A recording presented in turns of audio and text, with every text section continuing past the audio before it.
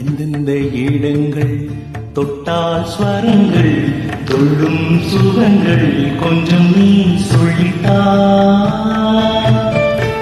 சொர்க்கத்தில் இருந்து யாரோ எழுதும் காதல் கடிதம் இன்றுதான் வந்தது.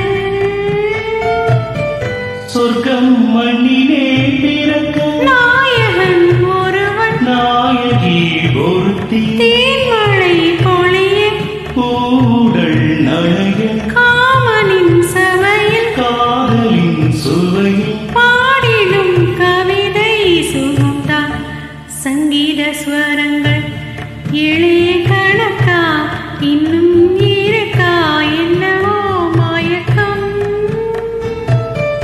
இன்னிட்டு இரவு அங்கே இரவா இல்ல பகலா எனக்கும்